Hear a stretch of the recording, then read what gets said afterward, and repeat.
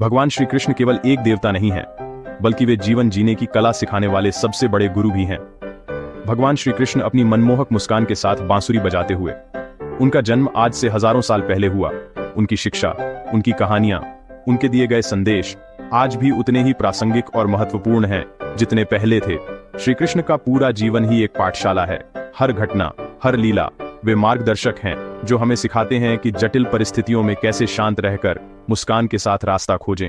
महाभारत के युद्ध के मैदान में जब अर्जुन अपने ही परिवारजनों और गुरुओं को विरुद्ध खड़ा देखकर विचलित हो गए और उन्होंने शस्त्र उठाने से इनकार कर दिया, तब श्री कृष्ण ने उन्हें जीवन का सबसे बड़ा मंत्र दिया। उन्होंने अर्जुन को समझाया कि उनका कर्तव्य एक क्षत्रिय के रूप में युद्ध करना है, परिणाम की चिंता करना नहीं। श्री कृष्ण ने कहा, कर्मण्येवाधिकारस्ते मा फलेषु कदाचन। इसका अर्थ है, तुम्हारा अधिकार केवल कर्म करने में है, उसके फल में कभी नहीं। यह संदेश सिखाता है कि ध्यान अपने प्रयासों पर केंद्रित करो, परिणाम हमारे नियंत्रण में नहीं होता। यह सिद्धांत आज के जीवन में अत्यधिक महत्वपूर्ण है। हम अक्सर परिणाम की चिंता में अपना सर्वश्रेष्ठ प्रदर्शन नहीं कर पाते। एक छात्र परिणाम के डर से ठीक से पढ़ नहीं पाता, एक कर्मचारी प्रमोशन की चिंता में काम पर ध्यान नहीं दे पाता। श्री कृष्ण हमें इस चिंता से मुक्त होने का मार्ग दिखाते हैं। जब हम फल की आसक्ति छोड़ देते हैं तो मन शांत हो जाता है और काम लगन से होता है, जिससे सफलता की संभावना स्वयं बढ़ जाती है।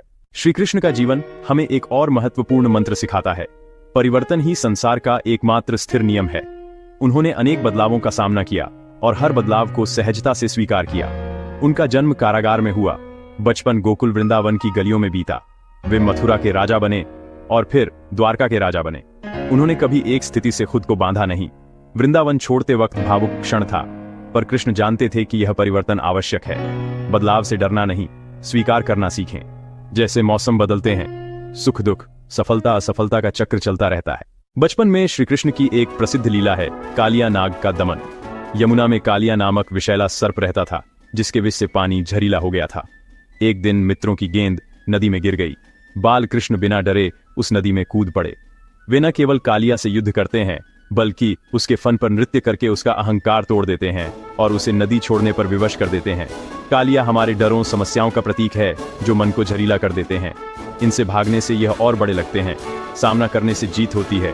समस्याओं में कूदकर मूल तक जाना होगा। कृष्ण ने मारा नहीं, वश किया, अर्थात भावनाओं को नियंत्रित करके सकारात्मक दिशा दें। अपनी क्षमताओं पर विश्वास रखें और सीधा सामना करें। डर मन का भ्रम है, साहस का प्रकाश जलाते ही विलीन हो जाता है। श्री कृष्ण और सुदामा की मित्रता दोस्ती की सबसे खूबसूरत मिसालों में से एक है। वे बचपन के दोस्त थे, साथ पढ़ते थे। समय के साथ कृष्ण राजा बने, सुदामा गरीब ब्राह्मण ही रहे। पत्नी के कहने पर सुदामा संकोच के साथ मदद मांगने द्वारका चले।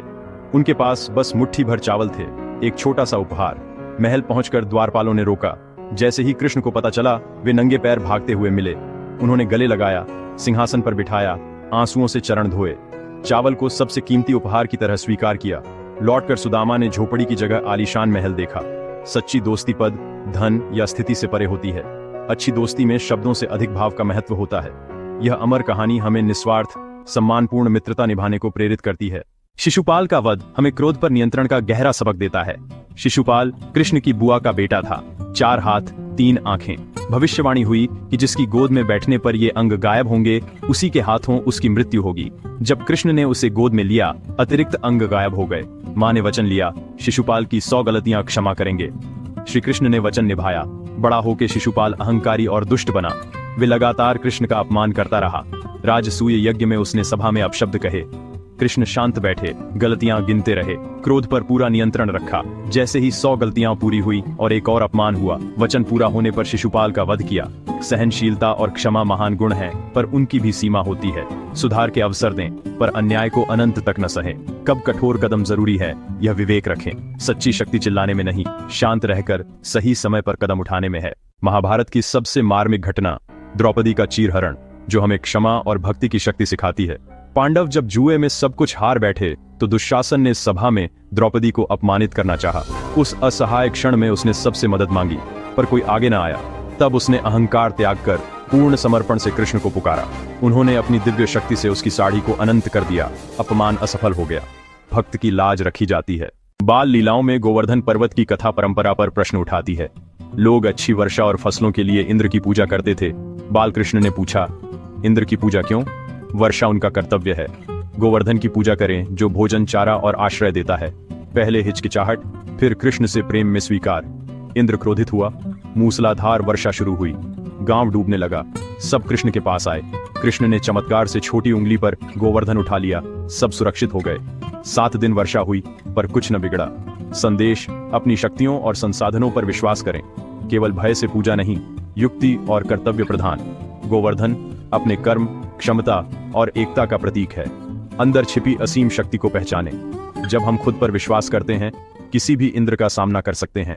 श्री कृष्ण का जीवन और शिक्षा आज के समाज के लिए संपूर्ण जीवन संहिता है।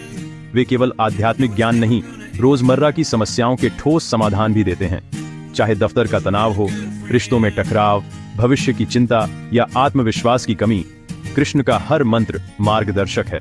जिम्मेदारियों से भागना नहीं, उन्हें उत्सव की तरह निभाना है। कर्म का सिद्धांत, काम पर ध्यान, फल चिंता से मुक्त जीवन, मन की शांति के लिए आवश्यक। कालिया की कथा, अपने अंतर के डर का सामना। गोवर्धन, आत्मनिर्भरता और क्षमता पर विश्वास। ये संदेश आज के युवाओं के लिए विशेष रूप से महत्वपूर्ण है। असली शक्ति हमारे भीतर ही है। सुदामा की मित्रता, रिश्ते धन से परे। शिशुपाल की कथा, क्रोध पर नियंत्रण, क्षमा का विवेक। असहिष्णुता के समय में यह सबक अत्यंत आवश्यक है।